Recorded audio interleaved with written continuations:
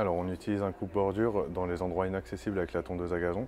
Parce qu'en général avec la tondeuse à gazon il reste 1 cm qu'on n'arrive pas forcément à aller chercher. Donc on va utiliser plutôt un coupe-bordure le long de la terrasse ou le long des graviers.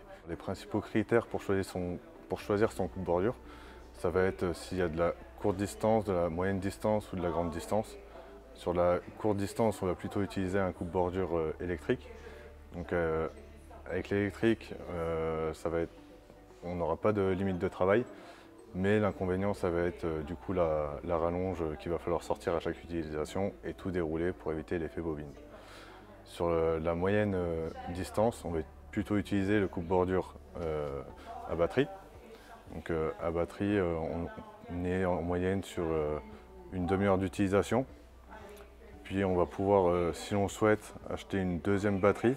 Là, on pourra passer à 1 heure d'utilisation et pourquoi pas aller sur de grandes distances. Mais sur la grande distance, on privilégie le coupe-bordure thermique où là, on n'a pas de limite de travail et c'est tout du bonheur.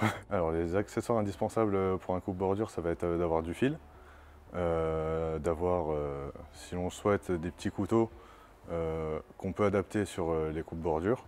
C'est pour aller dans l'air plus dense et si on utilise un coupe-bordure thermique, avoir le carburant à proximité. Alors, les précautions à prendre lors de l'utilisation d'un coupe-bordure, ça va être d'avoir les équipements de protection individuelle, de ne pas avoir une personne dans un rayon de 15 mètres pour éviter tout type de projection, de repérer la zone auparavant, enlever les bouts de bois, les morceaux de ferraille, tout ce qui pourrait être, encore une fois, projectile et un danger pour nous-mêmes. On entretient son coupe-bordure électrique ou batterie en le soufflant 1 à 2 fois par an. En hiver, il faut le rentrer à l'intérieur pour éviter tout type de corrosion dans le moteur ou sur la batterie.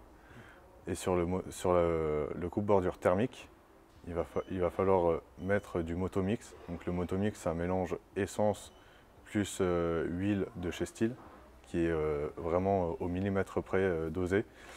Et ça évite tout dépôt dans le carburateur. Et voilà.